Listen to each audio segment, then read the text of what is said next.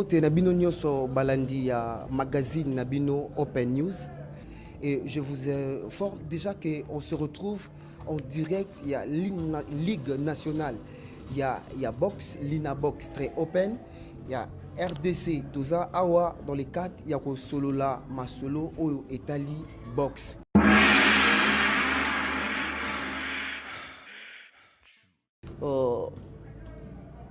Bonjour papa. Bonjour. Est-ce que Bandeko o Bazokolanda Bakokoye c'est qui? Comme on l'a Monsieur Bati Mundu, je suis le président de la Ligue nationale de boxe amateur de la RDC. Merci Papa Bati. À ma droite, le champion. Il va se présenter, Boye Baye, Suki Azanani, champion. Bonjour. Bonjour. Koko se présenter, Bandeko Bazolanda Baye Basuki Uzanani. Comme on a Ted Bami, je suis ex-champion professionnel de boxe, boxe anglaise. Et maintenant, Nazali CEO, président de l'Académie TBA. Merci champion. Nasuka Kotoyo, tout ça, papa Nabiso, à se présenter, Boye Baye. Papa, bonjour. Oui, bonjour monsieur le journaliste. Comme on a dit, monsieur Jeff Makengo, nous allons représenter Iron Boys, qui est une structure qui est basée en Grande-Bretagne, qui s'occupe de la promotion et la boxe à travers le monde.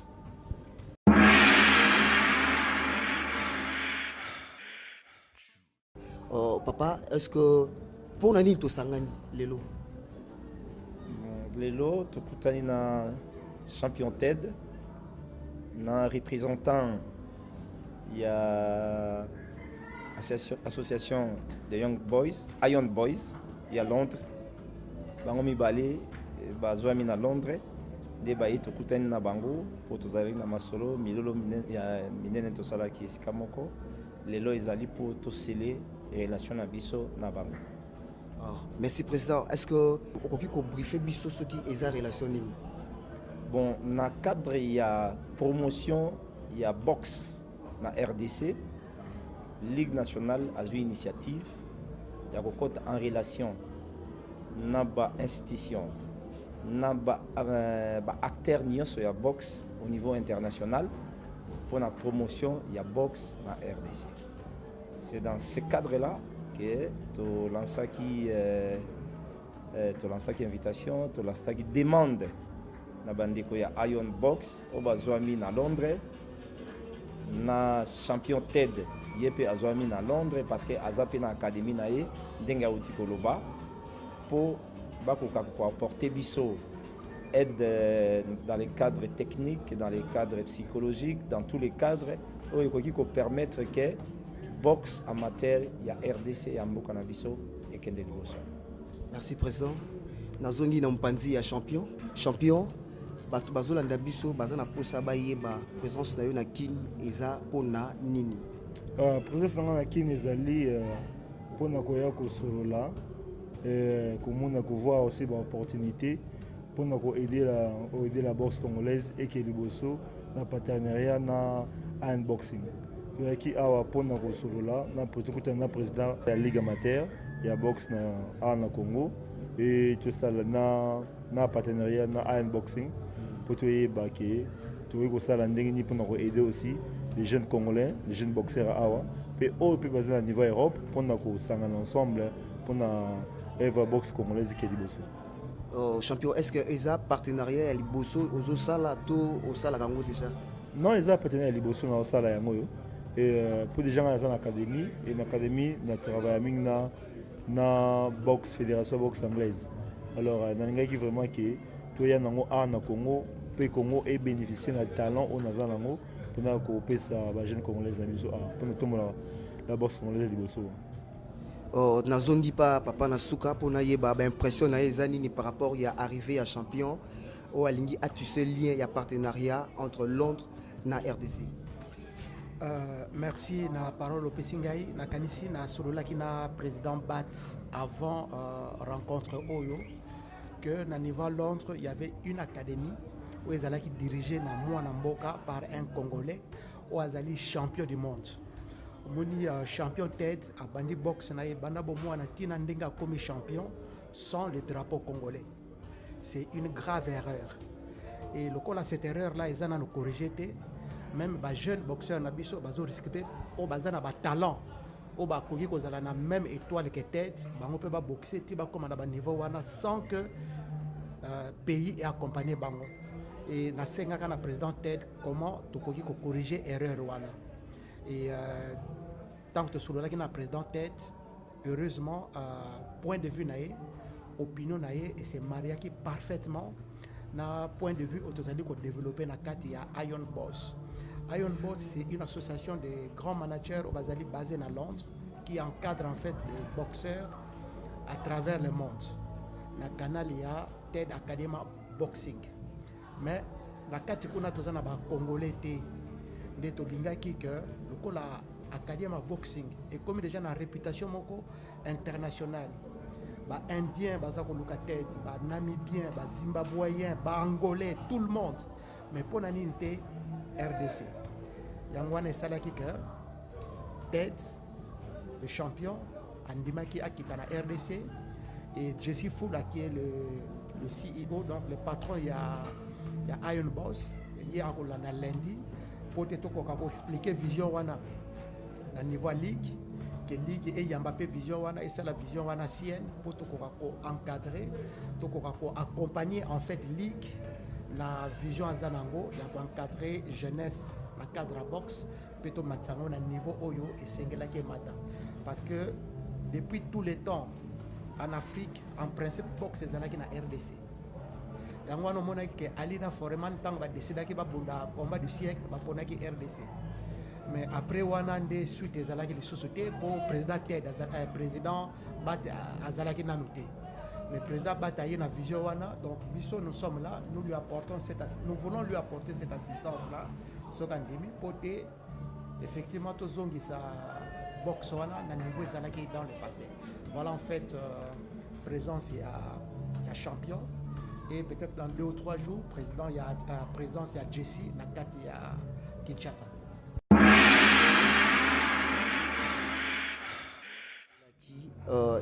Et le Roni est rassuré déjà na initiative aux Ouaki. Et ça, organisation. Dans la Kiliboso, la boxe congolaise qui est organisée.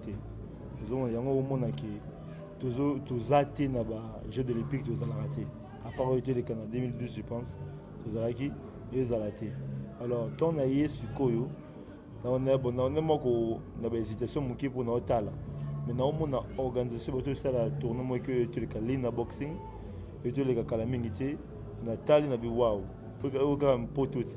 Nous avons un travail malam qui vraiment la monnaie comme on appelle ça sérieux et que tu revends dans la président Bats, dans un boxing, tout ça, tout ça, idée vraiment. Et qui avance le bosso.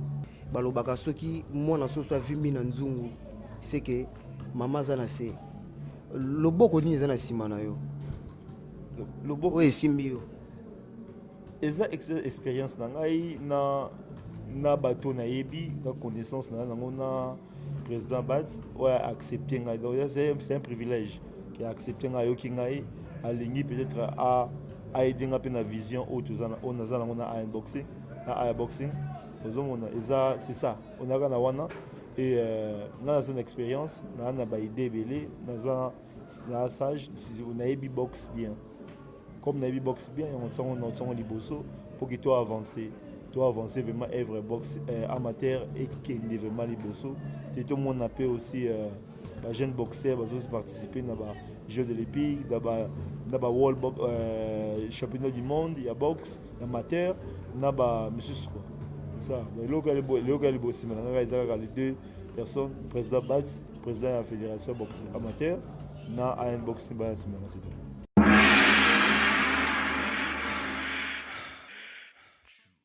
Dernièrement na soirée de gala to ki olobela ki sur innovation et base de données. Maintenant il faut fonctionner nini RDC na Londres base de données il faut fonctionner nini. Bino bandi kona biso ba journaliste bolinga ku ata mutu makambo alinga loba te bolingi kaka bobenda ye maloba. Question tuninga eza question très pertinente. C'est-à-dire quoi base de données pour na biso ezali neti nini. création à base de données liboso ezalaki mpona komeka kosala creuser moko koyeba mutu nyonso oyo azali acteur na boxe amateur aza nani, c'est-à-dire toyeba nani nde aza boxeur, toyeba nani aza arbitre, wana nde bamataka ba acteur visible, mais en plus toyeba nani aza entraîneur, nani aza club, nani aza président club, nani aza entité. Yango wana nde tolobaki ke to créer base de données moko, alors pas seulement pour la ville de Kinshasa, parce que nous sommes la Ligue nationale des boxe amateurs. Donc, pas seulement pour la ville-province de Kinshasa, la ville-province de Kinshasa aussi bien que toutes les provinces. Les lots, au niveau RDC, nous avons des provinces actives au boxe ezali kosala. Tokomi nango presque 17 les lots. Alors, tolingaki ke ba boxeur nyonso na ba jeune oyo bazo aspirer lobi ba sala ba kota na discipline. Peto pesa bato envie. Alors, bango nyonso tokoki kotia bango na kati ya base de données oyo tozo créer. Et la base de données, ce n'est pas pour la ligue. La base de données, c'est pour la boxe. Donc, c'est pour la Fédération congolaise de boxe. Donc, le travail que nous faisons, c'est le travail de la Fédération congolaise de boxe. Parce que le Oyo, mission Fédération Apesibiso, à travers son président, M. Mbangila Alidor, Apesibiso a organisé championnat il y a 2017. Alors, pour organiser ce championnat en 2017, il faut que Naninde Aza boxeur. Mutu Oyo Azali enregistré comme boxeur T, na kati ya base de données, ne peut pas combattre. Donc, il faut que yo, tu aies licence, tu aies origine, tu aies club, tu aies entente, tu aies province. Et puis, au répondre à la spécification nyos autre, c'est alors que Bengami boxeur, au participer à championnat. Et puis, ce bimi à la fin champion, au qui représenter Bisso, Libanda Yamboka. Voilà pourquoi nous avons créé la base des données. Président, boxeur ou bazolanda yo en bref, bako retenir nini na lisolo o tozo beta awa. D'accord. Donc ndenge na utai ko yebisa yo, toza na mission munene oyo fédération apesi biso. Ya ko luka ko organiser championnat, ko luka promotion ya boxe amateur et kende parce que nous sommes de la boxe amateur. Alors, ils ont un cadre wana nde tozo sala musala.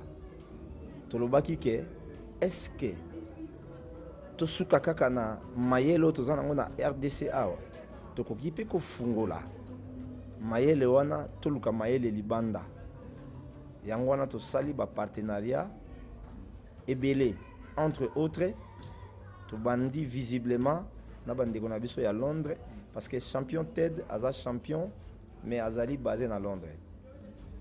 À côté de ça, Iron Boys ils appellent dans un pays mingi, mais ils appellent installés dans Londres. Sans que tu aies Iron Boys, na champion tête, na académie na yeba déjà. Donc ils ensemble pour na biso, ils allaient apport moko ya munene pour connaissance wana au bazan nango libanda, baya na encadrement wana na oyo. Ba loko pe to sala awa sur place, to sangisango, to kende nango liboso. Nalina comparer ba discipline te mais nalina lo baboy moni lelo RDC za nation munene ya football pona nini parce que ba professionnel na biso bazali banda tant ba yaka kopesa biso main forte au mona ke football na biso eke liboso. Pourquoi pas na discipline na biso pe o eza boxe tokoki kozwa connaissance tokoki kozwa apport ya bandeko na biso ba boxero baza répété o bazali banda. À l'instar, il y a champion tête à Londres, mingi pe bazali, ceux qui va me mettre biso apport na bango, connaissance na bango, va me mettre biso pourquoi pas baya ko boxer, tozaki na ba Jeux africains na Brazzaville, ba ko ki pe ko participer, ba zoeli biso parce que tozaki na moko azalaki, et bazalaki 10-15 to ko rafler pe ba médaille. On a préparé Coupe du monde aux en Hambourg en Allemagne à partir de 25.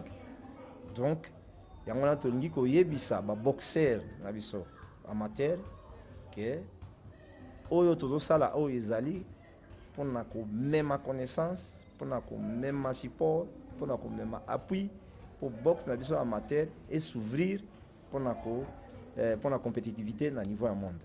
Voilà le ko toko même pona la boxe na biso. Merci, Président. Papa Abakisini, par rapport à Oignos au président Aouti Koloba. Vraiment, merci beaucoup. De ce pays, Namaloba, président Aouti Koloba Sikoyo, parce que c'est exactement Oyo, Tozali Koloba Nakati, la République démocratique du Congo. Et là, il y a bien Otokotaki Nakati, la Ligue nationale. C'est que tant que tu y es, tu as toutes les informations concernant la boxe. Bisikani de boxe ezali, banane basala ka boxe ango ils sont tous identifiés. Donc base de données est déjà parfaite. Maintenant, il est question totale à un niveau d'encadrement. Alors, à niveau d'encadrement, c'est sur deux plans. Sur le plan technique, il y a un président Batik, le champion TED est capable, à Talika Gant, il a identifié que Gant Oyo est bien ou bien est mal.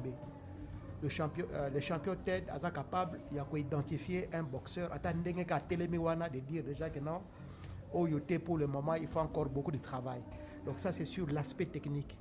Mais il y a aussi l'aspect administratif et juridique. Ça, c'est l'aspect qui va être géré par Iron Boss. Parce que Bango, il manage grands contrats, il y a boxe, il y a grands événements.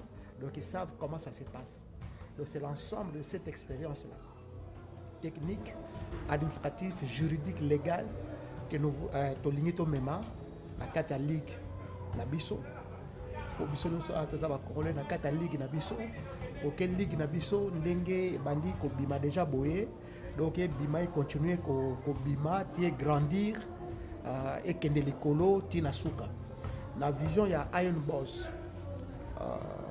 c'est d'identifier les grandes capacités ya République démocratique du Congo ici Kabazali.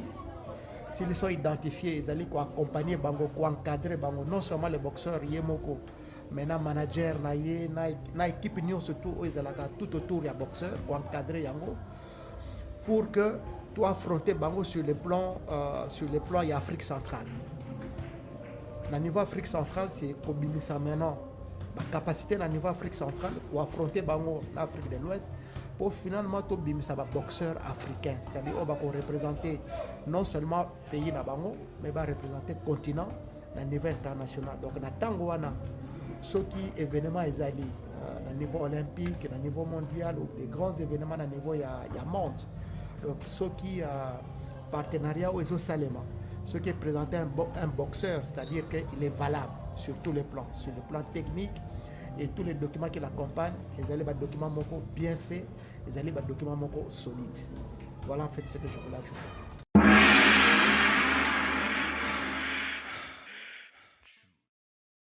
Champion, est-ce que Koko Pesa Bandeko Bazolanda Biso Mwamo ya Liloba Suka par rapport à Oignos Sotouti Koloba na makamisuso to bosana ki to na kité, est-ce que vous pouvez expliquer aux téléspectateurs na biso pour Balanda Biso? Ministre c'est le Bami papa président a expliqué idée naé et Ironbox papa Jeff n'est pas expliqué. Au Kangana le Barak, moi je suis là parce que moi je suis le côté technique et côté aussi à qu'est-ce qu'on a besoin, qu'est-ce qu'on a à faire.